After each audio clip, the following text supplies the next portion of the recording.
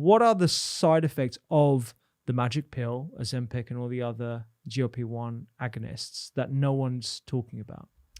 This is something I've thought about a lot because I don't remember with any topic ever feeling so immediately conflicted. From the moment I learned about these drugs, I immediately thought, so for people who don't know, there's new form of weight loss drugs which work in a completely new way, which produce staggering levels of weight loss in the average person who uses them.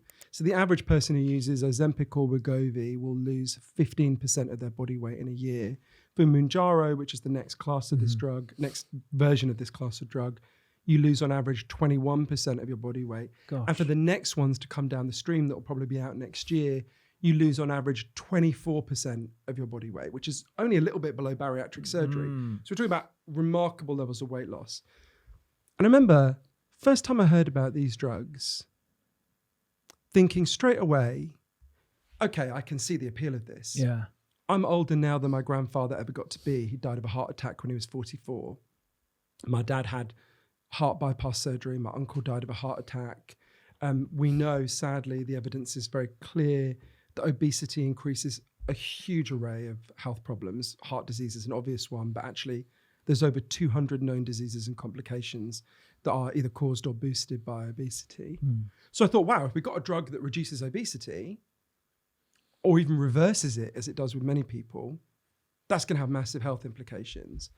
But I also thought exactly what I instinctively thought that first thing you want to ask, which is, well, is there really such a thing as a free lunch here? Yeah. Or I guess a smaller free lunch, because it's Ozempic. But I thought, we've seen this story before. Yeah. We've had pretty much every 20 years, going right back to the First World War, a new miracle diet drug is announced. And it follows the same pattern. Great news, everyone. We've come to save you. Huge numbers of people start taking it. Then it's always in the past been discovered to have some horrendous side effect. And it has to be yanked from the market, leaving a trail of devastated people in its wake. So I thought, can you really get all these benefits and so radically interrupt people's eating patterns without there being a cost? So to get to the bottom of the benefits and risks of these drugs, I went on this big journey all over the world, from Reykjavik to Minneapolis to Tokyo. I interviewed over 100 of the leading experts and other people affected by this, the biggest defenders of the drugs, the biggest critics of the drugs. And I learned, the subtitle of the book is The Extraordinary Benefits and Disturbing Risks of the New Weight Loss Drugs. And it turns out both halves of that equation are true. It's why this is a really complicated story. People who are responding either with just a, yay, the drugs are going to save us all, or a kind of, boo, this is going to cause a catastrophe, I think are missing the much more interesting question in the middle. So what I actually learned is in terms of the risks, there's kind of 12 quite big risks associated with these drugs. It's a bit different to the side effects. I can talk about the side effects, the kind of more common side effects, if you like. No, we're going to talk about the 12. In terms of just because a lot of people might not know about the kind of more everyday side effects. There's one of the scientists who worked on these drugs, Carel LaRue, brilliant South African psychiatrist, said to me, look, there's two kinds of drugs. There's drugs that have side effects and there's drugs that don't work. Right? That's a very good way of putting it. Good point. Yeah. But so in terms of the everyday side effects, which exist alongside benefits, the most common is nausea. A lot of people just get horrible nausea. It generally goes away. I got it pretty badly and then it just goes away after a few months. But a significant number of people, the nausea is so bad it never goes away and they have to stop taking the drug. There's other kind of common ones, constipation. For me, I had one that's a bit rarer but not uncommon, which is that it made my heart beat faster, which is not bad for your health, but it's hard to have your heart race and not feel anxious. Totally. So for a while, you have to be like, why do I feel so anxious? And you're like, oh no, it's just a side effect. And that went away for me as well. But in terms of the risks, so there's a lot there and they range pretty widely. So I'll start with just one, and it's one of my top 4 or 5, but I'll just pluck one because there's a whole big broad array of them. So when you talk about the safety of these drugs with the leading scientists working on them, or indeed the critics of them, a lot of them they make a very good point. They say, look, actually, although these drugs have only been used for obesity for a short amount of time, so we don't have a huge amount of information for that, we actually do have quite a lot of good data on these drugs. So what we know is that diabetics have been taking these drugs for 18 years now. These drugs, in addition to having this effect on massively reducing your appetite and therefore causing you to lose weight, They also stimulate the creation of insulin, which is what diabetics are lacking. So for quite a long time now, diabetics in very large numbers all over the world have been taking these drugs. And what the defenders of the drug say is, if it caused some catastrophic outcome, if it made you grow horns or something, we would know by now. It would have shown up in the diabetics. And that's a good and important point, and we should give it weight, and it should give people some sense of security. Yeah, because I remember, sorry, just to heighten that point, I remember coming across these classes of medications when I was even training as a general practitioner over 10 years ago. And we know that the side effect profile of those, there was definitely side effects, but they were tolerable. And I think that point probably needs to be underlined, because a lot of people think incorrectly that this is a brand new drug and it's only just coming to the market and it's flooding the market immediately and everyone's getting their hands on it. Whereas actually we do have that safety profile for the last 18 years. Now, I'm not pro or anti these drugs. I think context matters, but that I think is something that people should know more about. I think you're absolutely right. And for me, that was a very important part of thinking about this. Against that, some other scientists say, okay, if we're going to base our feelings of safety around diabetics who've been using these drugs, let's actually dig into what's happening with the diabetics. So, for example, I interviewed a brilliant scientist who's at the University Hospital in Montpellier in France called Johann Hari. And he was commissioned by the French Medicines Agency to look into their safety for the French market. And him and his colleagues went through a lot of the research on this. And their attention was caught by one thing in particular, which is when you give these drugs to rats, they are significantly more likely to get thyroid cancer by a really quite significant amount. And there's also a kind of plausible mechanism there, because these drugs work on a hormone called GLP-1 that I'm sure we'll talk about more. And you actually have receptors for GLP-1, not just in your gut, but in your thyroid. So it sort of makes sense. So something that's playing with GLP-1 might have an effect in the thyroid. So what he did is he looked at a large number of diabetics who'd been taking these drugs for between, I think it was 2006 to 2016. And he compared them to a very similar group of diabetics who had not taken these drugs to see, are there differences in outcome? And what him and his colleagues calculated, this is disputed, but what they calculated is that these drugs increase your thyroid cancer risk by between 50 to 75%, which when I first heard it, you're like, I did the facial expression you just did, right? You're like, what? And Professor Fahy said to me, who was very alarmed by this, said, we need to understand what that doesn't mean. That doesn't mean if you take the drug, you have a 50 to 75% chance of getting thyroid cancer. If that was the case, no one would take it. Obviously, it would be pulled from the market. What it means is, if you take the drug, and they're right, which is disputed, whatever your thyroid cancer risk was at the start, it will increase by between 50 to 75%. Nonetheless, a big increase, right? It remains overall quite a small risk. About 1.2% of people get thyroid cancer in their lifetime, and 84% of them survive it. But nonetheless, when you're talking about millions and millions of people taking these drugs all over the world, 46% of Americans want to take these drugs. Best prediction is about 30% of British people will be on them in a few years. That's a really significant concern. And it's one of the kind of flashing red lights around these drugs. But at every stage, for myself and for people I love who are thinking of taking these drugs, I had to keep making this comparison. So I've gone in and out of being obese pretty much all my adult life. And I tried dieting and exercise like pretty much every overweight person in Britain. And like the vast majority, but not all, I had gone back to being obese. And for me, realistically, in the environment in which we currently live, the choice was between continuing to be obese or taking these drugs. So I had to weigh, if you just look at the risk profile of the drugs, it seems like madness to take them. Why would you incur, and that's just one of the 12 risks, right? Why would you incur all those risks? But when you see it as, well, you've got two risky scenarios here. So I had to look very carefully at the risks associated with obesity.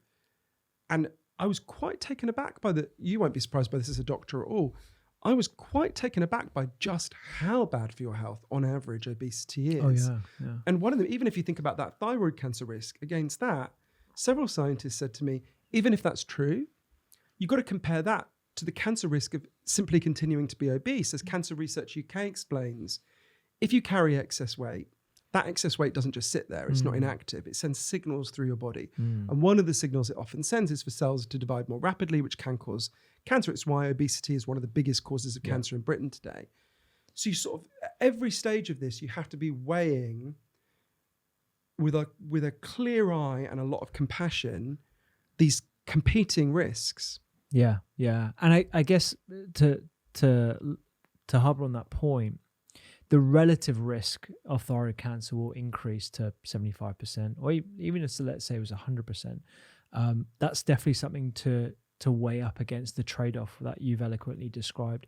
And then also we have to think about the absolute risk. So I imagine the absolute risk of thyroid cancer was quite low, and even if it was to go up by 50 or 75%, it doesn't increase the overall likelihood of you suffering from thyroid cancer by that much. Now, there's loads of other side effects of these drugs, but it's just something to bear in mind. Yeah. It's a similar parallel with the contraceptive pill, for example, or even HRT. That's probably more of a better example, because the interpretation of the Women's Health Initiative study was grossly misinterpreted.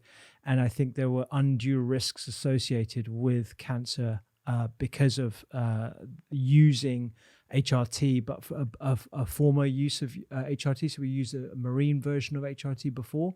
Now we use newer drugs. And even using the old data, it didn't increase the cancer amount by an absolute level, just the relative amount, which is still very, very low. So it's important to make sure that we have these caveats whenever discussing any drugs, let alone the new ones on the market. I think that's really important. And when we go down the list of the 12 risks, and I'm sure we're going to come back to lots of them, I think we also need to weigh that against the benefits of these drugs. Yeah. And it was striking to me, and I'll talk a bit in a second about what we know about the scientific evidence for the benefits of them, but the experience of taking them was so weird. I remember, I'll never forget, the second day I was taking them, I woke up and I was lying in bed and I thought, I feel something really strange. What is it? And I couldn't figure out what it was. And it took me about 5 minutes to realize I had woken up and I wasn't hungry. Right? Every previous day of my life, I remember waking up, I would often be woken up really hungry. Wow. And I wasn't hungry. So this is really weird. And I went to, there's a cafe up the road from where I live. And I went there and I ordered what I would order every morning at that time, which was a big kind of bap with loads of chicken and mayo in it, right? It was disgustingly large.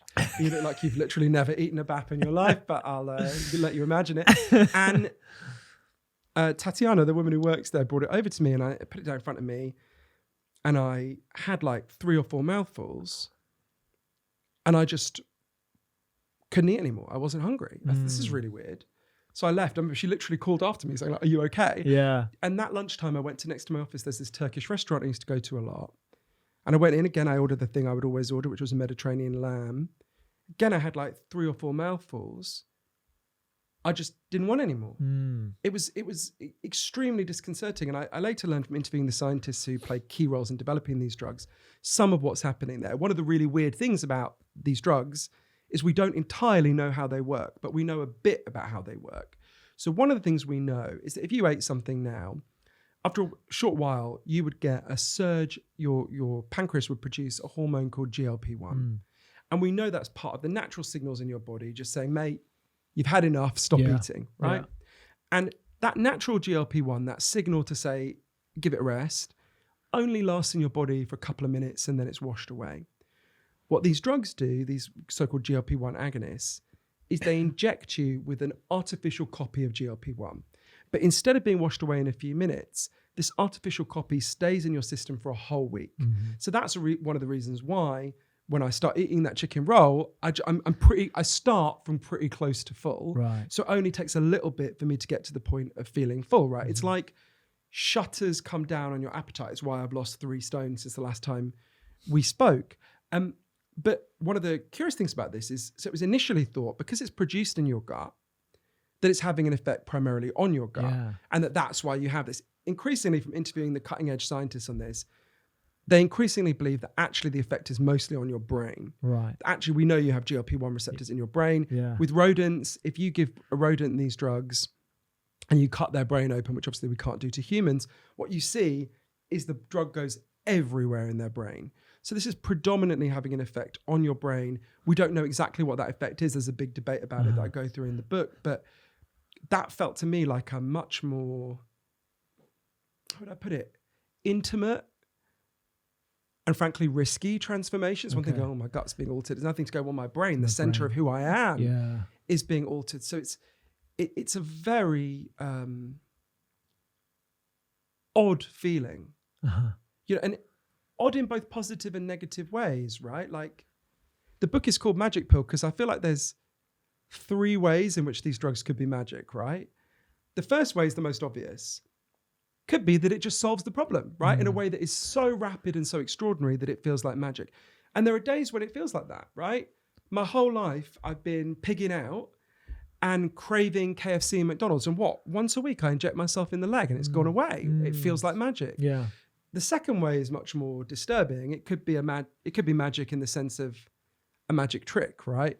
The conjurer who shows you a card trick while he's picking your pocket, right? It could be that it seems to be giving you this benefit, but it's actually screwing you over. And there's some reason to be concerned that may be the case. The third way in which it could be magic, I actually think is the most likely, which is you think about all the classic stories of magic, like Aladdin, Fantasia. You find the lamp, you make your wish with the genie, and you get what you wanted, but never quite in the way you thought you were going to get it, right? Yeah.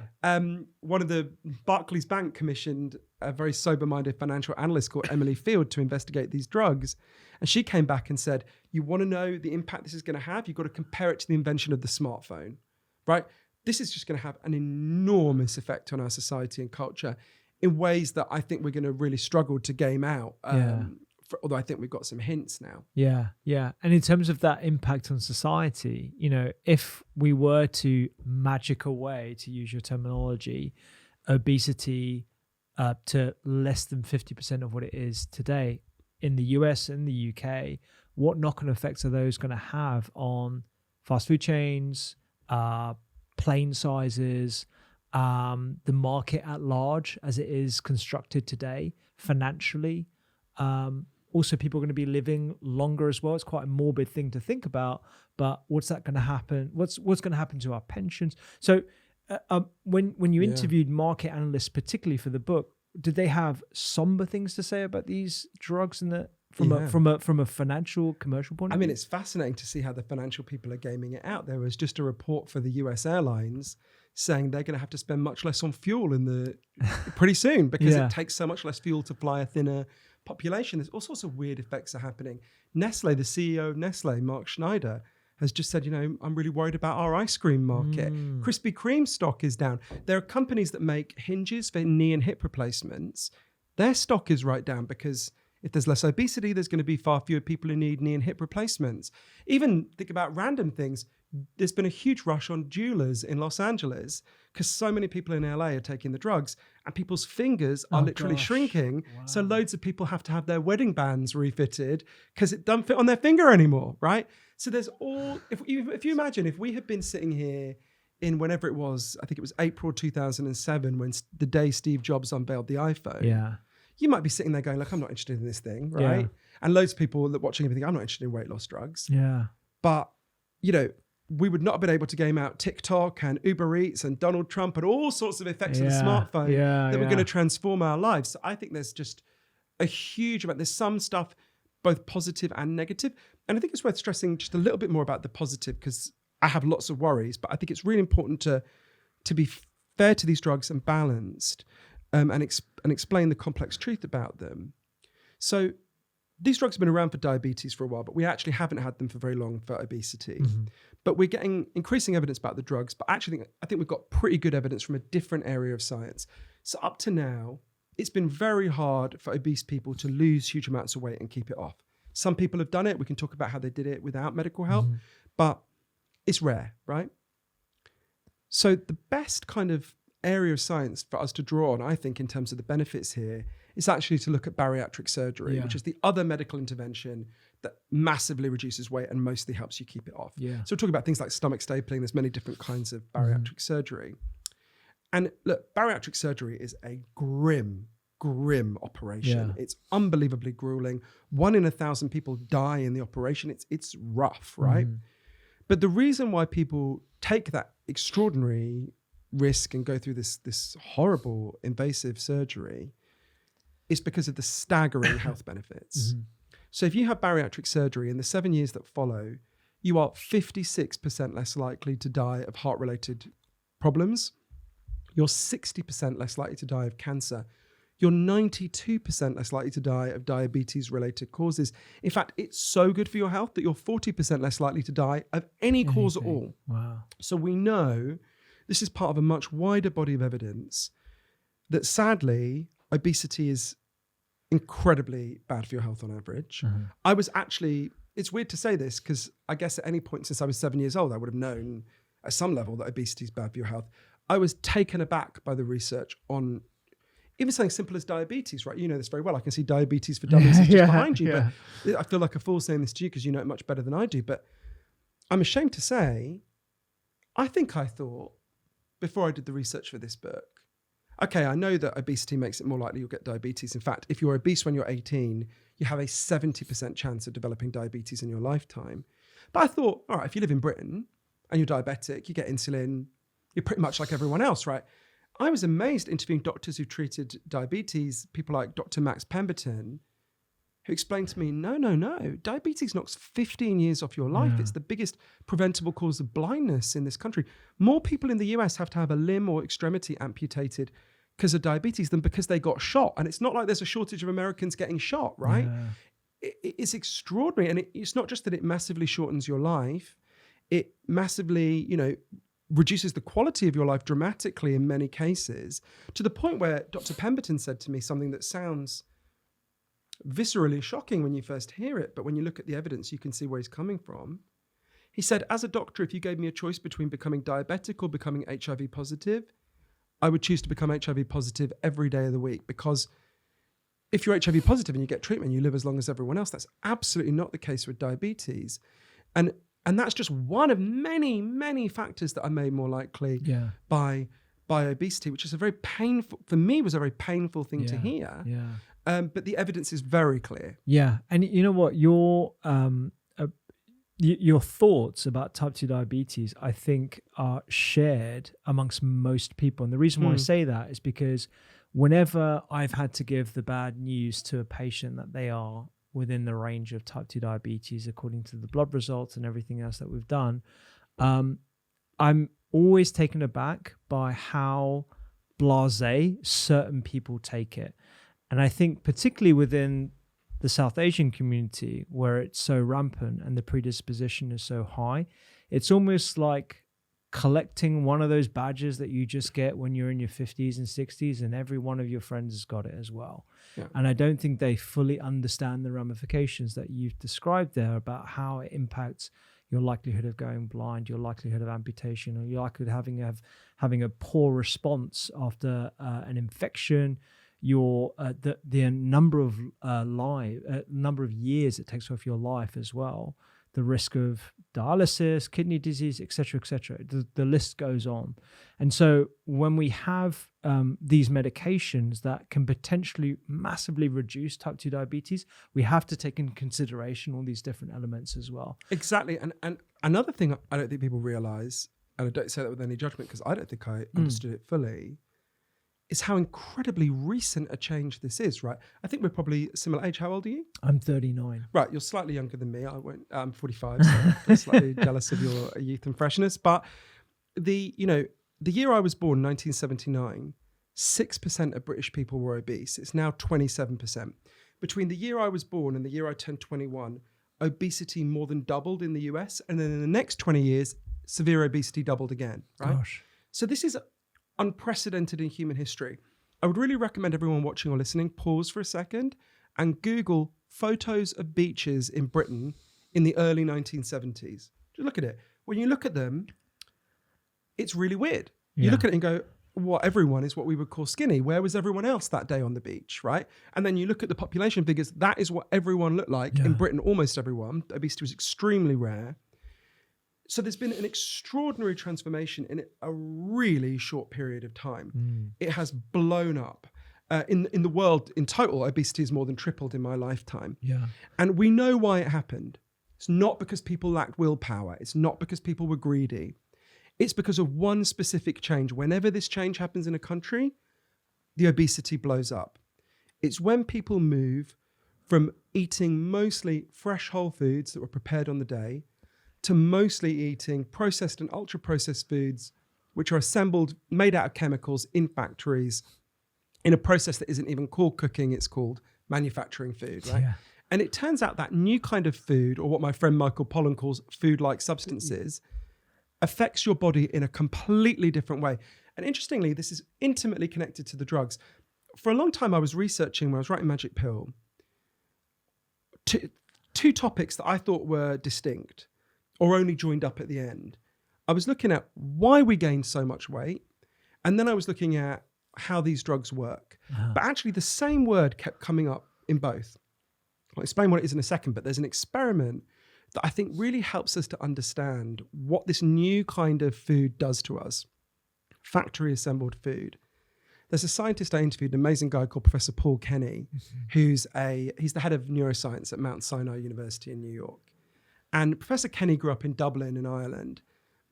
And in the 90s, he moved to California to carry on his scientific research.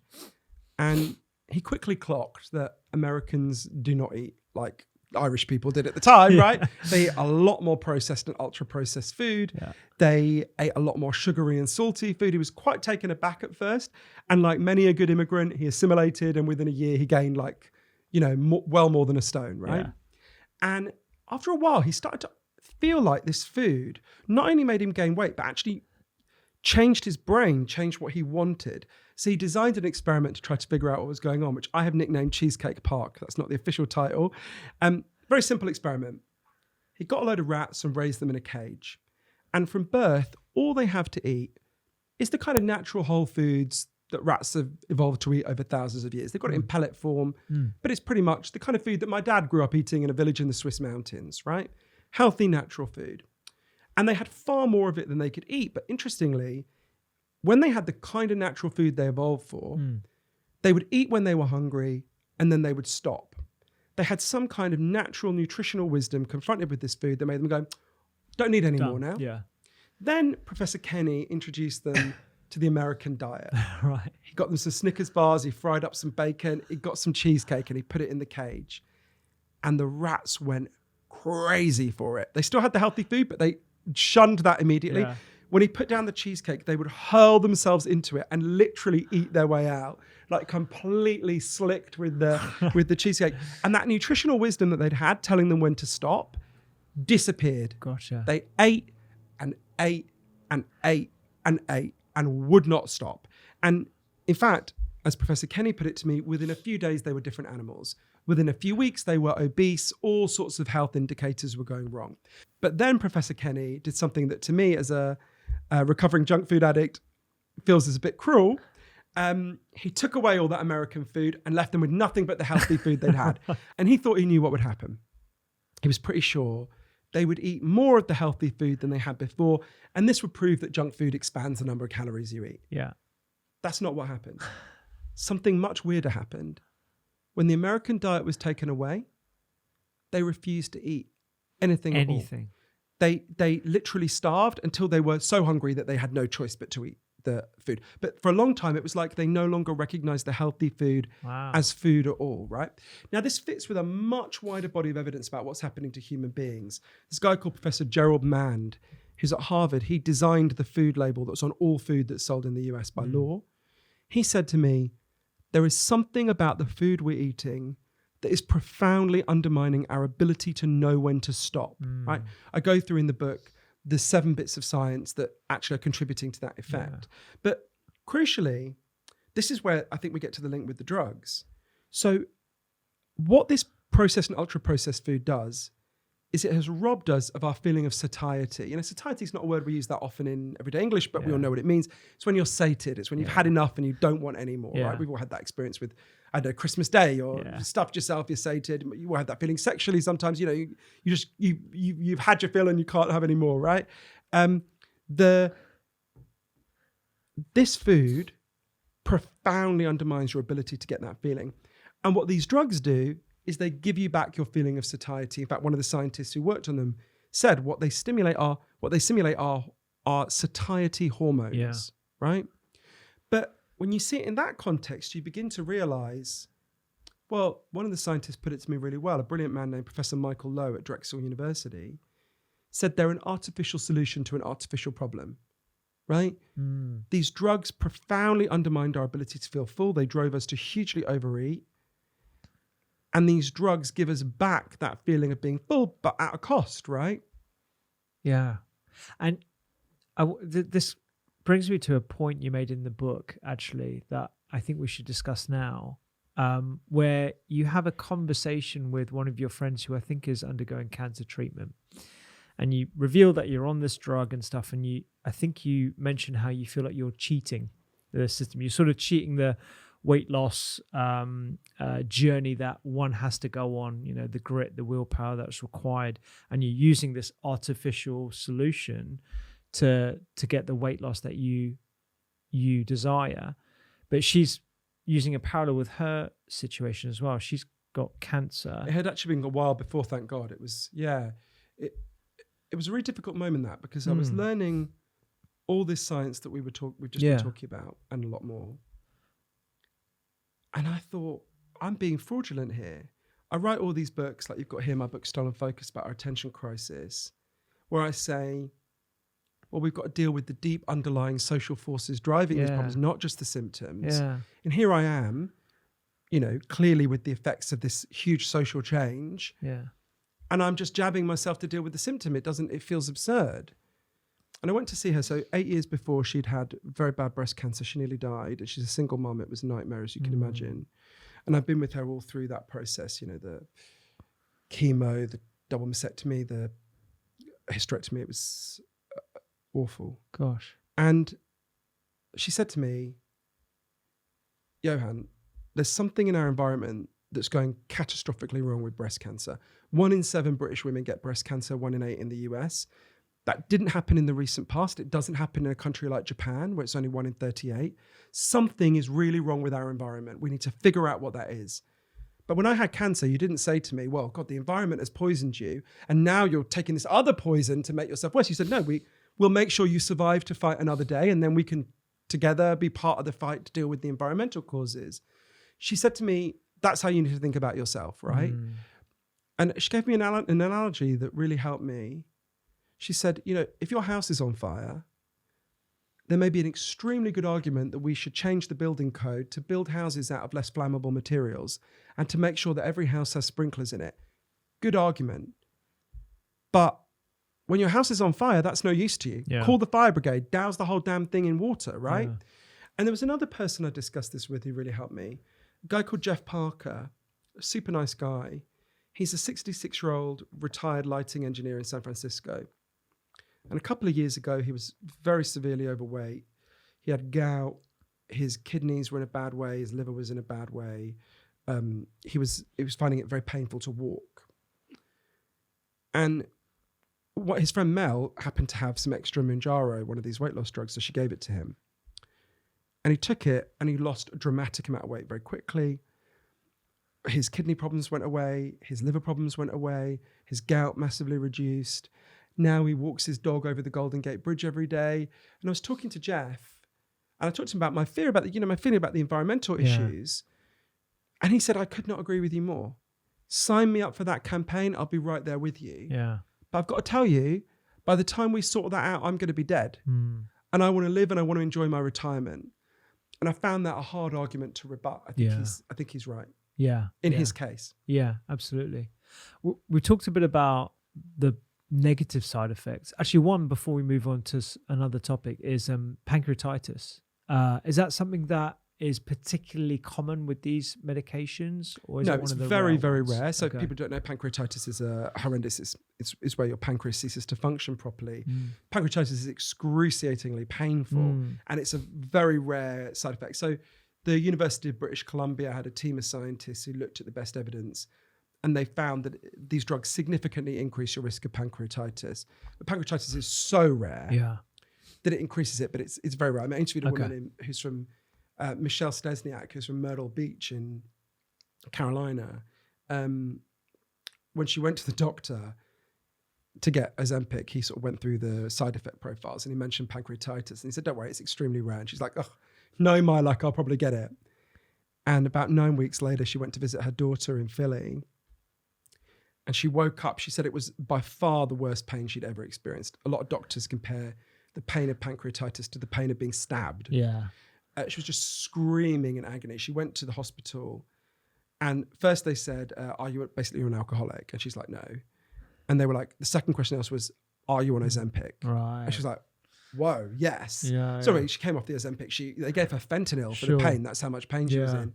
And she recovered. She's fine. But yeah, pancreatitis is one of the rarer side effects. It's a significant increase in the risk, but it's, again, a bit like thyroid. I mean, it's much more extreme than thyroid cancer in that pancreatitis is so rare. But it's a big increase in that. And Michelle said to me, you do not want to get pancreatitis. It's awful. Yeah. You mentioned earlier GLP-1, you used to think it was affecting just the gut, or the scientists used to think it was just peripherally acting, but actually it turns out it is acting on the brain as well. With that in mind, are there any positive side effects of these medications on behaviors, particularly addictive behaviors, or even behaviors that have led to the weight gain in the first place that you discovered during the process? I found this totally fascinating. So when you look at the picture around the brain, it's very much still coming into view. And there's a lot of disagreement among the scientists about it. There's one of the, a brilliant researcher at Cambridge University called Dr. Clémence Blouet said to me, the brain is, by some measurements, the most complex object in the entire universe. It shouldn't surprise you that we don't entirely understand everything about it.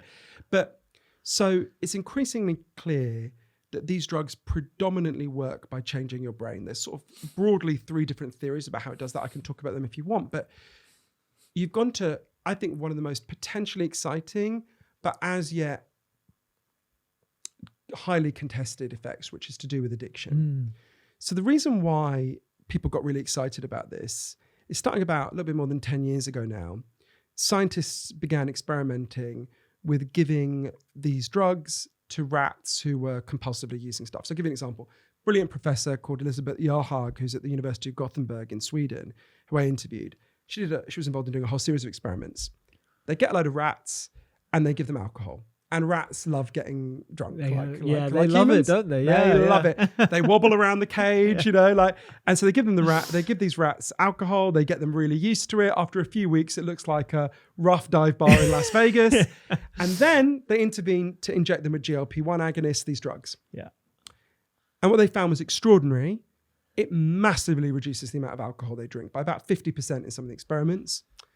So they were like, whoa. But at first they thought, okay, maybe it's the alcohol. What's going on here is alcohol obviously has a caloric content. Maybe it's the same effect that we see with food. Yeah. It's just you want less calories from beer or whatever it is.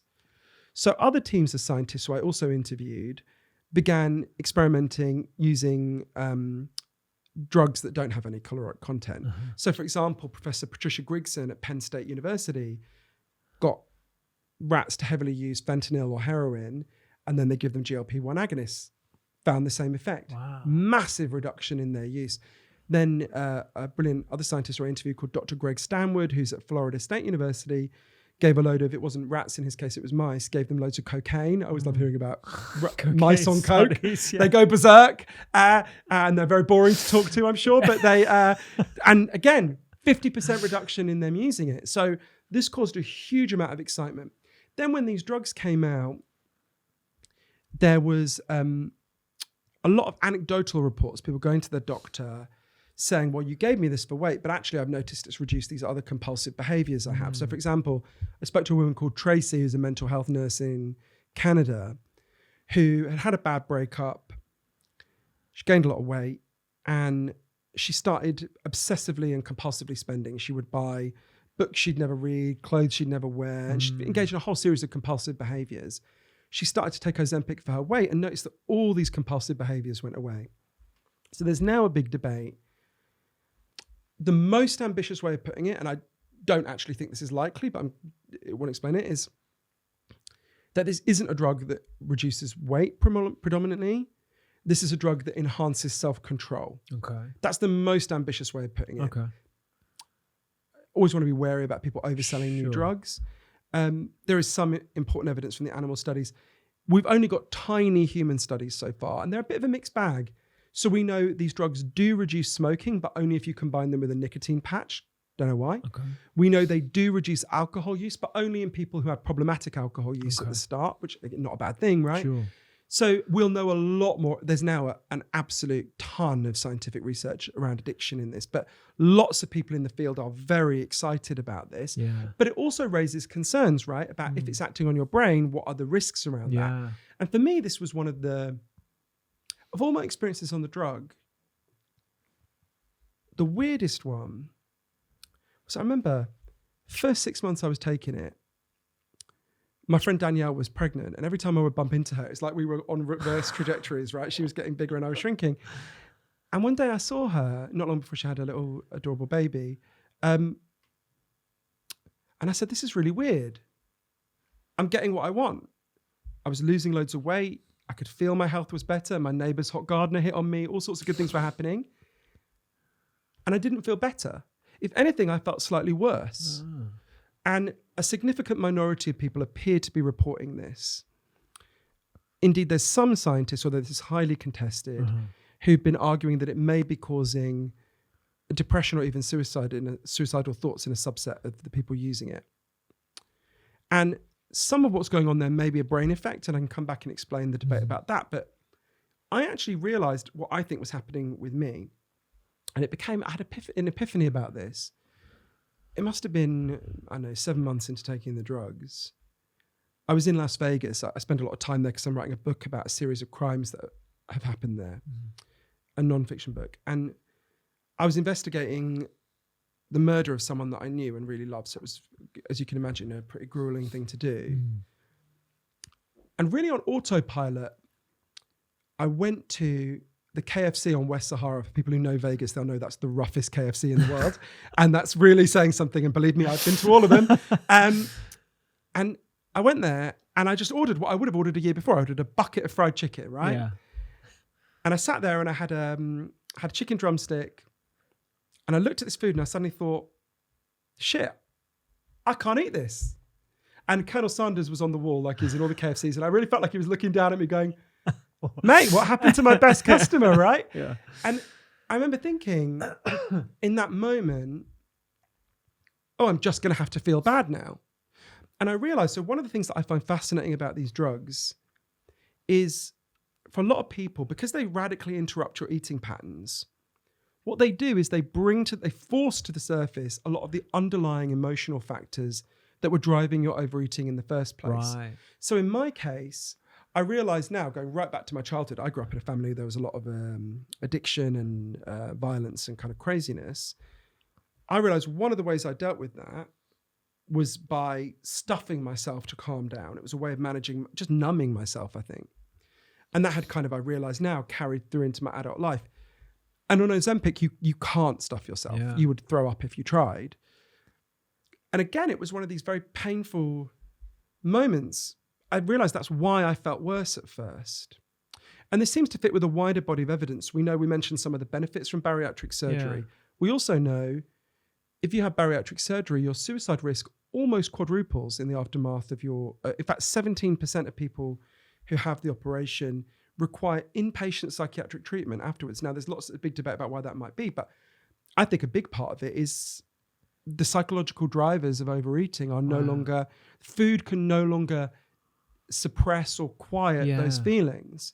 And so they come to the surface. Now, that can be a good thing, very painful. Clearly, being suicidal is not a good thing, but it can bring those things to the surface where you can begin to deal with them, because obviously KFC was not a good way of dealing with emotions for all sorts of reasons I don't need to explain. But I do also think that's something people need to be highly conscious of in relation to these drugs. There's another effect which didn't play out for me, but I think is another reason why a lot of people become more miserable, which is a very common effect of these drugs, is that people lose their pleasure in food. There's a brilliant food critic called Jay Rayner, who you might know, who writes for The Observer, who talked about, he went on Ozempic. He was going to the best restaurants in Paris, Michelin-starred restaurants. Yeah. Nothing, no pleasure, right? So for someone like Jay, that would be a nightmare. That didn't happen to me. In fact, the opposite thing happened to me, but I think I'm very unusual in this respect. So for me, I actually realized, like in that moment in KFC, very little of my pleasure in food in my life has been about enjoying the taste and texture of the food. A huge amount of it has been much more about stuffing myself to soothe myself. And stuffing is a very particular form of eating. It's where you deliberately overeat beyond the point of fullness to get that feeling of like it's pushing out on your esophagus, it's pushing out on your stomach and pushing up on your esophagus. And for me, I remember having dinner with a friend of mine a while into taking these drugs, and her saying to me, it's always been a bit weird having dinner with you because you eat so much so quickly, but you never seem to really like it. She said, now you actually look like you're enjoying your food. And I realized because I have to eat more slowly, for me, I am slightly enjoying food more. Don't want to overstate it. I've not become Jay Rayner. I'm not a foodie. I'm never going to be that person. This is terrible for you to hear.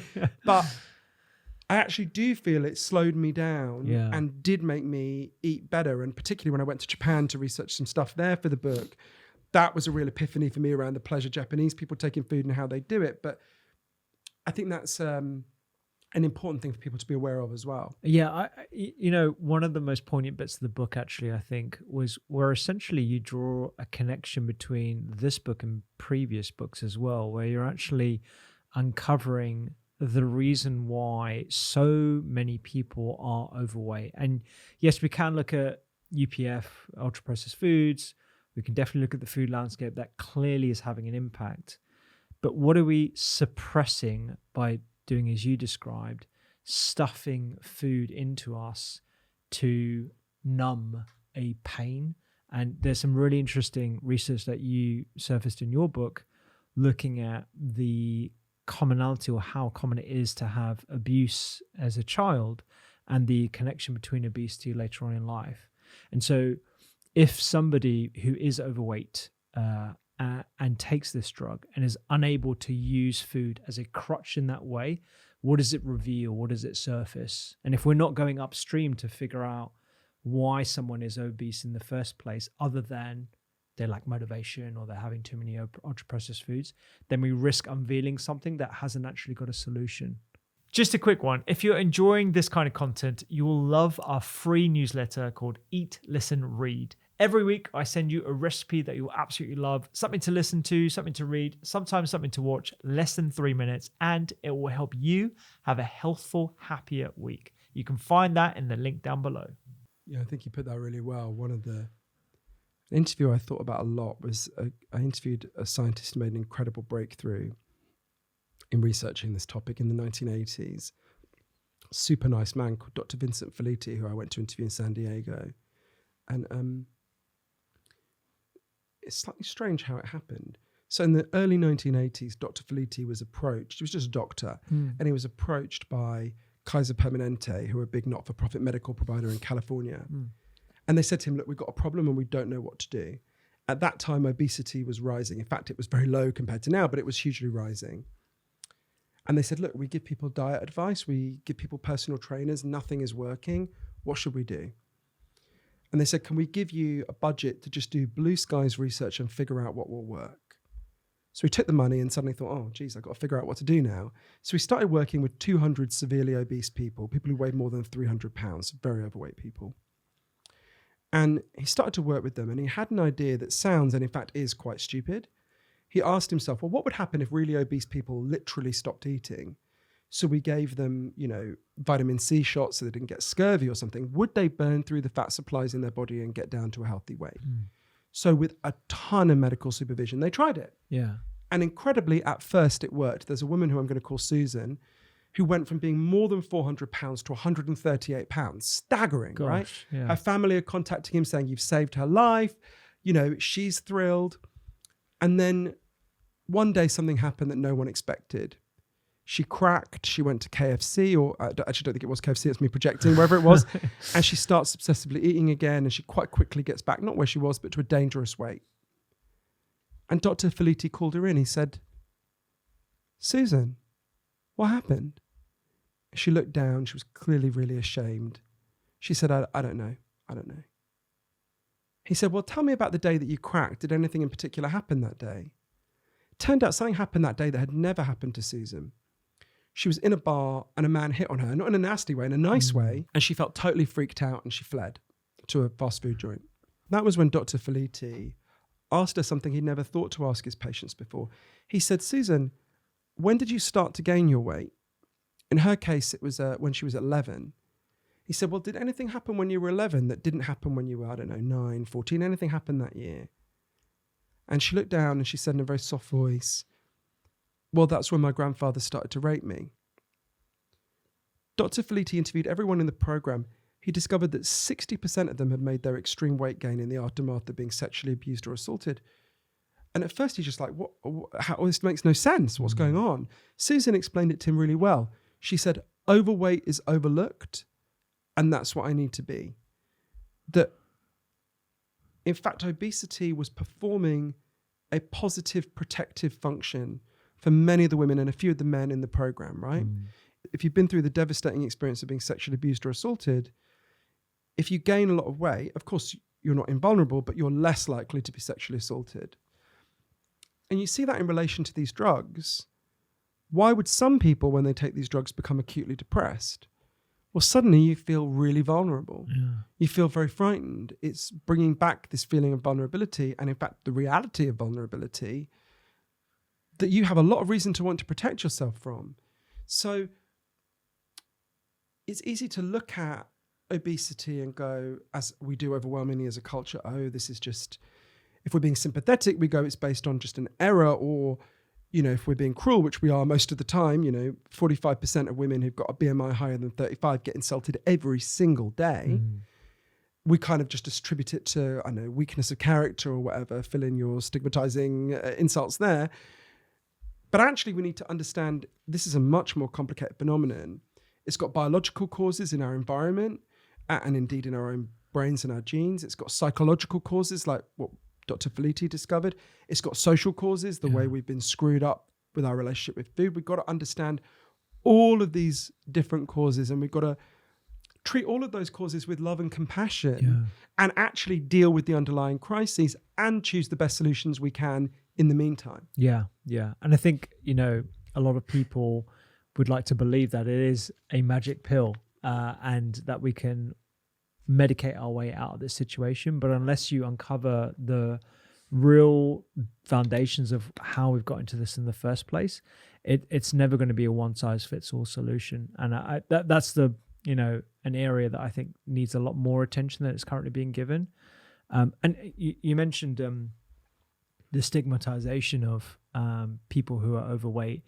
And I think you pragmatically discussed the pros and cons of health at every size, being body positive in a way that was respectful, but also privy to the science, respectful of the science of how unhealthy it is to be overweight. Did you find yourself wrestling with that quite a bit during that process? Because, on the one hand, you want to be respectful for people for whom a lot of the reasons as to why they're obese in the first place is because of psychological trauma. Or that we all got fucked over by the food industry, right? Exactly. That's another element. Yeah. I mean, it was a subject I thought about very deeply. And there was a person in particular, a really wise person who really helped me to think about this. So when we were kids, you only ever saw fat people on TV as the butt of a joke, right? I can remember it, the kind of everyday common cruelty about it. And the first person I ever saw on television challenging that was a really fascinating woman called Shelley Bovey. So Shelley had grown up in Port Talbot in Wales when it was the biggest steelworks in Europe, big working class town. She was the only fat girl in her school. And one day after school, when she was 11 or 12, the teacher said to her, Bovey, stay behind after class. And she was like, oh, what have I done? So she waited, and the teacher said to her, you're much too fat. It's disgusting. Go and see matron. She's going to sort you out. So she went to the school nurse, and the nurse said, why are you here? And she said, well, the teacher says I'm too fat. She says, take off your clothes. I'm going to inspect you. So she takes off her clothes, and the matron said, disgusting, far too fat. Stop being such a greedy pig, just berates her, right? Oh, gosh. So, of course, Shelley leaves completely shaken up and traumatized, but also this was happening to her the whole time. Every day, other kids are kind of tormenting her, being vile to her, saying, thank God I'm not as fat as you. And really her whole life is this cycle of abuse, right? She was really smart. She was told to apply to Cambridge, which is a big deal for a working class girl then, it would be now. And she was like, they'll just abuse me for being fat. I can't take it. She just stayed in Port Talbot. When she got pregnant, first thing her doctor said to her was, you shouldn't be pregnant when you're as fat as you are. When she had her baby, she had a quite difficult birth. She's lying there covered in blood. And the midwife looked at her and said, you really need to lose some weight. When her baby couldn't feed, he wasn't attaching properly. She went to the doctor and he said, what are you trying to do? Make the baby as fat as you are? So you can see she's soaking up this humiliation and completely internalizing it. She'd never even looked at her own body naked because she was so ashamed. And then one day she learned that in the US, there was this movement, we would now call it body positivity, that was trying to challenge this and saying, enough of this shit, right? Stop treating us like this. And she wrote the first book ever to argue back against this in Britain, a brilliant book called The Forbidden Body. And I saw her on TV. You remember Kilroy, cheesy, terrible person in many ways, but I remember the Kilroy program very clearly. And I saw her on it. I remember as a kid and think, what's this? And she was, of course, completely ridiculed and presented as a mad person. But the book became quite successful and she became the kind of most prominent figure in what we now think of as body positivity. And Shelley makes brilliant arguments against stigma. Stigma is a catastrophic. Firstly, it's just a form of cruelty and bullying, and we should oppose it on those grounds alone. But also, it actually makes the problem worse. Making, as Lindy West, who's a very wise body positivity advocate, puts it, why do we think it will make someone take better care of their bodies if we make them hate their bodies? You don't take good care of a thing you hate.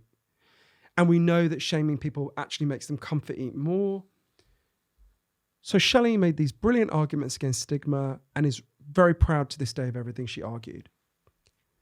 Shelley also began to face a problem in her late 40s, early 50s. Her doctor warned her that she was very overweight. She was 19.5 stone. Warned her that she was getting heart problems.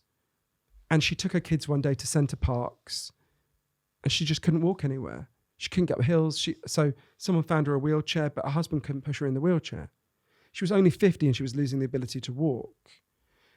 And she felt that she was in this real dilemma because she was like, well, I've made this argument against stigma. Am I betraying that if I now try to lose weight?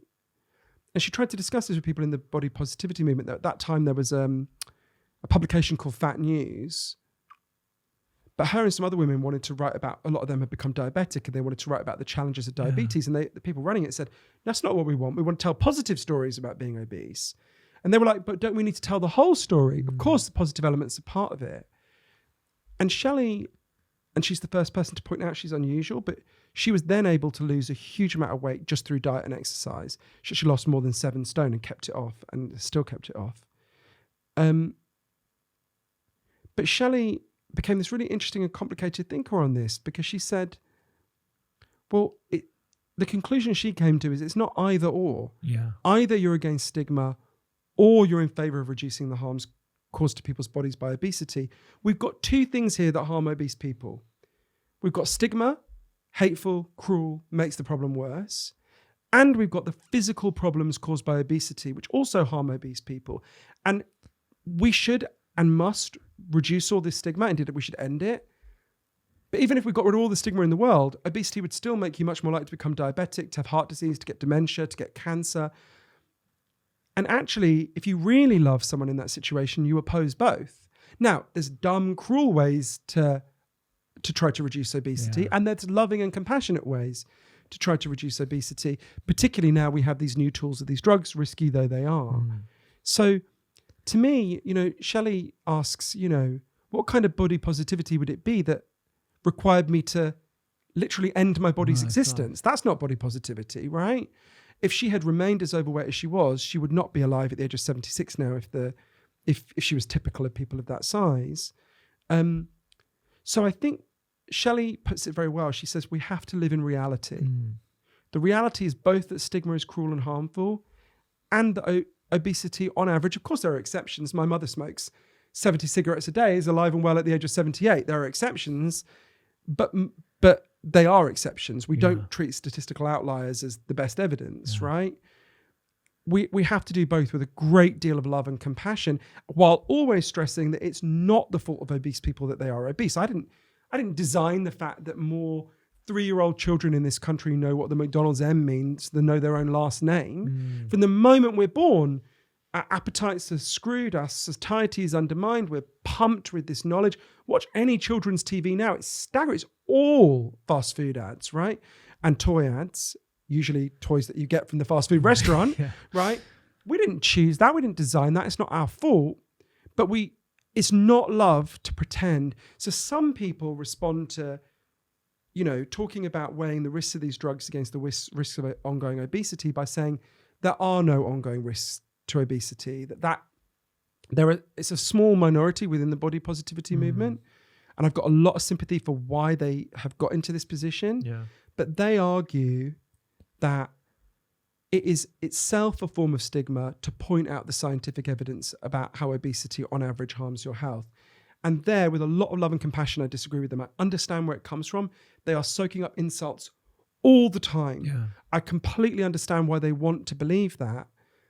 But the evidence, not least from these drugs and from bariatric surgery, is very clear. If you reverse obesity, you massively reverse these problems, right?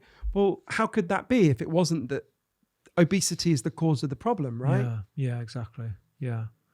I want to shift gears and actually talk about a society that is doing really well. And you mentioned your trip to Tokyo and Japan. I didn't realize how low the rates were in Japan, and actually that they're shrinking. Am I right in saying that? How on earth has Japan managed to sort of leapfrog what's going on in the rest of the Western world when they do have the golden arches in Shibuya and they do have access to fast food chains and all the rest of it? Like, what is different about the way they think about food, their culture, that we can either adopt or, learn from? This blew my mind because a lot of people, when they talk about these weight loss drugs, the new weight loss drugs, go, look, this is just a problem of being a rich society, right? There's more food than we can eat. We're surrounded by food all the time. It's just inevitable that you'll have an obesity crisis and people will just have to drug themselves and will have to be taking these drugs to the end of time, right? But Japan is the third richest country in the whole world. And they didn't get fat, right? So 42% of Americans are obese. It's 4% of Japanese people, and it's set to fall, right? Wild. There's no market for Ozempic in these countries because, it's kind of funny that we expect Japanese people to look like sumo wrestlers. It's like expecting an American to look like a bald eagle, right? Yeah. They're really not fat. And I was like, well, how did they do it? What's going on? And at first you think, well, it must be some genetic thing. They must have just won the genetic lottery. But we know that's not the case. Yeah. Because in the late 19th century, loads of Japanese people went to Hawaii. I was just in Hawaii. They've been there now for, 4 or 5 generations. And Japanese Hawaiians are almost as fat as everyone else in Hawaii. But they didn't genetically mutate in those 100 years, right? Yeah. There's something else going on here. So what is it? There's something about the Japanese environment that stops people from becoming obese. So it's like, how did they do this? And it was one of the things that blew my mind is this is a very recent and very conscious intervention in Japan. So if you go back to the 1920s, Japanese people did not eat what we now think of as the Japanese diet. For example, they only ate protein once a week, right? Oh, wow. They actually had a terrible diet and very poor life expectancy. And the Japanese government, there's a brilliant historian called Barack Kushner at Cambridge University who's written about this and talked about this. So the Japanese government very consciously transformed the Japanese diet, not for a good reason. They wanted an army to go and invade the rest of Asia. Right, so not the motive that I hope anyone watching this podcast has, but nonetheless, they transformed the diet and they did all sorts of things that are now continued and in fact stepped up. So I wanted to see what they are. And it was super interesting. So for example, it really begins from the moment you're born. So I went to this school in Tokyo called Koenji School. Kids go there from when they're 6 to when they're 18. And it was a really strange experience because it's a school with 1,000 children. I spent a whole day there. There's not one overweight child in that school. Wow. It's a strange thing to see, right? And we were greeted at the door, me and my translator Chie, by a woman called Harumi Tatibe, who's the nutritionist who works for the school. In Japan, by law, every school has to employ a professional nutritionist. Oh, God. Wow. It's a serious qualification. It's 3 years on top of your teaching degree. And as the nutritionist, your job is to design the school meals, which have to, by law, be made entirely of fresh foods that are prepared on the day. You're not even allowed pre-processed paste in the schools in Japan. And then you've got to use those fresh, unprocessed meals, which contain all the main food groups, to educate the children about how to eat well, eat healthily. So you create fresh food. You're not allowed packed lunches. You can't opt out of the school lunches.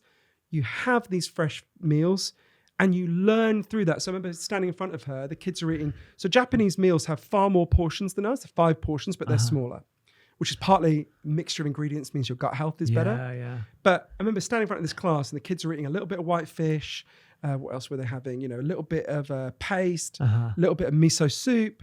And she's got this rope. And she said, right, the white bit of the rope represents carbohydrates. What do they do? And some kid yells out, give you energy. And the kid's right, this represents protein. What does it do? Gives you strong bones. And she ties the ropes together to go, you need all of these to make this circle and have a healthy meal. And it was so weird talking to these kids because I was going around talking to them. And I would say to them things like, I'll never forget, I was in this class of 10-year-olds. 9 and 10-year-olds. And I said to them, what's your favorite food? And one kid said, broccoli. I love broccoli. I was like, okay. All right. Another kid said, white fish. I love white fish. And we go on with these answers. And I said to Chie, are these kids trolling me? Right? What their favorite food is broccoli. And Chie, my translator, was like, what do you mean? We teach our kids to like healthy food. Don't you do that? And I was so thrown by this that on my phone, I just Googled British school dinners, right? Yeah. And showed them videos on, and I didn't choose the worst ones. It wasn't like the horror stories, just like the kind of stuff that I ate at school. Yeah. They reacted like I'd shown them an ISIS beheading video, right? They literally screamed. One of them said, oh my God, in English, right? And one girl, just completely puzzled, said, where are the vegetables? I said, there are no vegetables. She said, where's the salad? I said, there is no salad. I never once in school ate salad. And this girl put her hand on my arm and said, you should eat salad. You're going to get sick if you don't eat salad. But they were just completely baffled by this, right? And everywhere I went in Japan, so there's things in Japan they do that we could never do, and I don't think we would want to do. I certainly wouldn't want to do, which I can talk about as well. But this culture that begins from the moment they're born teaches them to eat in a very different way. And the thing that's crucial here relates to what we were saying before, is their diet is very heavy on stuff that causes satiety, right? That makes you feel full. Extremely low on processed food. In fact, I went to a Japanese supermarket. There's a section called processed food, and it's a tiny little section, right? Wow. Compare that to 78% of the calories that the average American child eats every day are processed and ultra-processed food, right? So the whole of Japanese supermarkets are built around the idea that you are getting whole foods that you will consume fresh and prepare on the day, right? Yeah. There's a little bit of processed food, but not much. And it was strange and kind of humbling because I think probably the most moving moment I had for the whole book was I was seeing what this means for older people. Japan has by far the longest life expectancy in the world. And even more importantly, Japanese people stay healthy almost to when they die, right? Compared to British people where we have long periods of ill health. Largely, but not entirely, due to obesity-related causes. And I went and met this group, me and my godson who I took with me. We went and met this group of, there's a soccer league for men in their 80s and 90s who play football 3 times a week. And I go and meet these like super old dudes who play football 3 times a week who were like, I was fairly confident they could outrun me, right? And at one point, one of them, these lovely old guys, we were in Kobe, they said to my godson, oh, do old people do this in Britain? And he said, sometimes when you're in your 50s and you're really hungover, the next day you'll get together with the other people you got drunk with and play football. And they just did this very polite Japanese silence, like, what's he talking about? But the most moving moment for me was we went to, in the south of Japan, they've got an archipelago of islands called Okinawa. And we went to this place that almost when you describe it, sounds like a mythical place. It's the oldest village in the world. It's called Ogimi. And they've got 215 homes and 192 of them have someone over the age of 90 living in them. That's so I thought incredible. We're going to go, right? Yeah. So I went to the little community center and the first woman I met was a woman called Matsu Fukuchi, who was 102 years old. She walked there on her own from her home. That's amazing. And she said, I can't stay long because I'm looking after my son who fell off the roof fixing it the other day. I was like, how old is your son? What's going on? But I was like, okay, whatever. And we had this long chat. She talked about how much she loved life. She loved volleyball. So she was watching it with her great-grandchildren. It was volleyball season.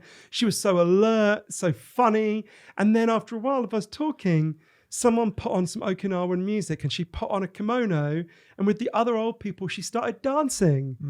And I was there and I was like, I started dancing with her. Incredibly embarrassingly, they were all better dancers than me in their hundreds. But I just thought, this is the prize you get if you sort out the obesity crisis. Okay, not everyone lives to be 102, but you get to have more years of joy and more years of happiness and more years of health and more years of dancing, right? I thought, God, this woman was born before they started having radio broadcasts in Japan, and I was there recording my interview on an iPhone with her. That's what you get if you sort this out. Yeah. The stakes for sorting out the obesity crisis are so high. You know, someone I really loved died in their 40s of obesity-related causes. I never got to know my granddad because he died at 44 of a heart attack.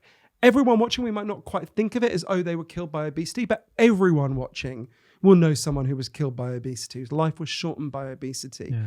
They'll know loads of people who, I think about an old person I really love who can't leave her house now because their knees are just ruined, right?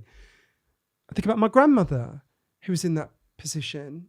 It wasn't so bad she can get out of her house, but she was really in a lot of pain. We don't have to tolerate this. This didn't used to happen. In living memory, it didn't happen. It doesn't happen in Japan. We don't have to tolerate it being done to our children. And I know a lot of people will hear that and think, all right, well, Japan is Japan, right? We're never going to be Japan. But the analogy I would draw is think about smoking, right? When we were kids, this is really hard to explain to younger people. People smoked everywhere when we were children.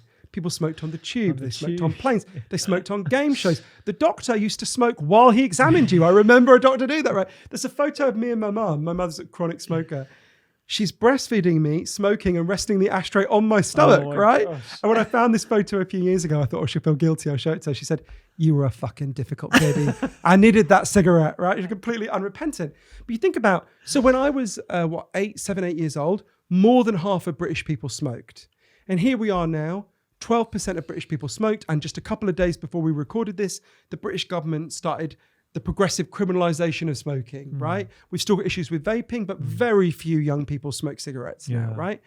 That was a transformation that happened because of concerted government policy that was demanded by ordinary people. It would never have happened. If we hadn't taken all those measures, it wouldn't happen. So you can have huge transformations in relatively short periods of time. I went to countries that have done it, not just Japan, Mexico, sugar tax, massively reduced sugar consumption.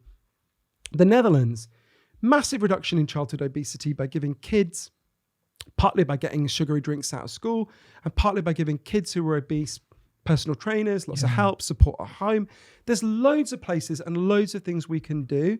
It won't happen on its own, but it will happen if we fight for it, right? So at the end of the book, I go through 5 sort of scenarios for what might happen with these drugs now. The worst case scenario is that it turns out to be like a diet drug in the 90s called fen-phen, which was presented like a miracle drug, almost identical headlines to what we say about Ozempic. Now, front page of Time magazine was the new miracle weight loss drug. And then it was discovered that it caused primary pulmonary hypertension, a horrendous lung condition where the blood vessels in your lungs contract. Got yanked from the market. Loads of people died. Loads of people were terribly disabled afterwards. Worst case scenarios that happen, I don't think that's likely, but I don't rule it out. But for me, the best, there's lots of intermediate scenarios, but for me, the best scenario is that these drugs work over the long term. We're not sure of that yet. That the benefits outweigh the risks. We're not sure of that yet. But that everyone who wants them gets them through the NHS in Britain. We're not sure of that yet. But everyone who wants them has a medical need for them.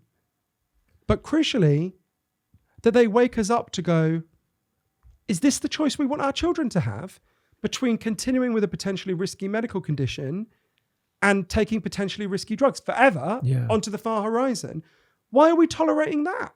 Why are we allowing the food industry to screw up our kids? Let's fix these problems. Let's learn from Japan and Mexico and the Netherlands and Finland and all the other places that have made these changes. Let's deal with the underlying problem so we don't need this artificial solution to this artificial problem. I hope in the best case scenario, that's what we'll do, but it depends on all of us, right? Absolutely. Politicians aren't going to hand that down from on high. Rebecca Solnit, who's a brilliant American writer, says, politicians are weather vanes. It's our job to be the weather, right? They'll be as good as we make them. If we pressure them, we can do this. If we demand better treatment for our children, but we've got to wake up to what's being done to us and the very difficult choice that people like me have been confronted with, which should never have happened. If we'd sorted this out 40 years ago, I wouldn't have to make this difficult choice now, and millions of other people wouldn't be facing it either. Absolutely. Absolutely. I do feel like there's a groundswell around this, you know, around the points that you've made about the comparison with smoking as well. And I guess, you know, you've been on this medication now for over 12 months. Clearly, it's worked for you. Clearly, in your scenario, you've weighed up the side effect profile, the pros and cons of it. You've lost 3 stone. How are you feeling about the drug long term? And what are you thinking about using your own scenario as the example here as to how you might navigate maybe even coming off the drug or staying on the drug long term over the next 5-10 years? Is that something that you've thought about much? Yeah, the thing that really decided it for me to continue taking it is when is when a study was published that showed if you take these drugs and you started with a BMI higher than 27, it reduces your risk of a heart attack or stroke by 20%. And given the heart disease in my family, I just thought, okay, for me, that outweighs the very real risks. But you've alluded to a really important thing, which is the long term. So for me personally, there's lots of reasons to be worried, but a lot of them don't apply to me. I don't have thyroid cancer in my family. I'm obviously not going to get pregnant. A lot of the things that I'm worried about don't apply. But for me personally, the thing I most worry about is the unknown long-term effects. So Dr. Greg Stanwood at Florida State University made a comparison. Now, he stressed he doesn't think these drugs, there's no reason to think these drugs will have this effect, but it just helps us to think by analogy. You go back to the 1950s, doctors started giving people antipsychotics, and it was judged at the time that they benefits outweigh the risks. 40, 50 years down the line, it was discovered if people take antipsychotics for a very long period of time, decades, you're much more likely to develop dementia. Really, Alzheimer's and other forms of dementia is a really significant increase. Now, there's no way you could have known that at the start. It was, how could you know? You couldn't have known. My biggest worry is these drugs work, it seems, by activating key brain areas, including places that are parts of the brain that are really important, that relate to memory, taste, all sorts of really important things. This is purely speculative, but it's not a kind of ill-informed speculation. Could chronically activating these regions of the brain over many decades lead to some problems with those regions of the brain? Yeah, sure. Against that, you have to weigh what Dr. Shauna Levy, who's a brilliant obesity specialist at Tulane University School of Medicine in New Orleans, said to me. We don't know the long-term effects of these drugs. We do know the long-term effects of obesity, and they're really severe. So for me personally, what we know is most people who stop taking these drugs regain the weight pretty rapidly. It's like blood pressure medication or statins. It works as long as you take it, and it doesn't work as when you stop taking it. So with some pretty heavy concerns, my plan is for the indefinite future to continue. So my plan is for the indefinite future to continue taking them. Gotcha.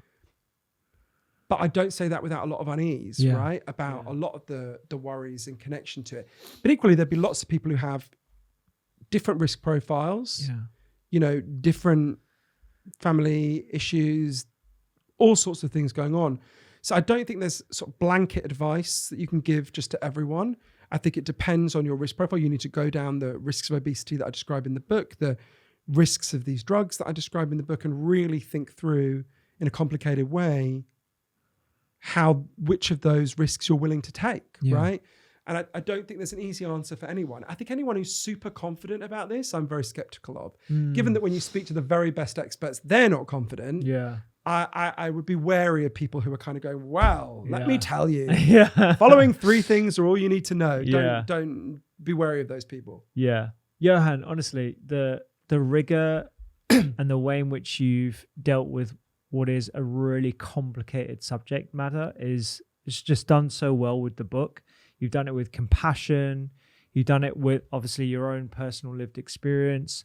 I think you've really covered it like amazingly, like you do with all your books. So honestly, it's a pleasure chatting to you about it. And I really hope that people do read it, they take away so many different elements that I perhaps didn't appreciate as much actually even before. You know, as a medical professional has used these drugs, has prescribed these kind of drugs before, I don't think I knew as much as I did learn from the book. So it's incredible. It's a pleasure to chat to you about it. Oh, I'm really chuffed about you saying that. Thanks so much. You ask great questions and you have superb hair. So always good to talk to you. Cheers. I know, we're going to have to put that as a quote on Superb hair. Put on the cover of your next book. On the cover of my next book, yeah. Objectively the best hair. That's the sentence, that's the quote you can have. If you loved that episode, you will love the full library of podcasts from the Doctor's Kitchen Library. We talk about everything from inflammation, supplements, and food as medicine. Just like this episode right here. You can click it right now and check it out.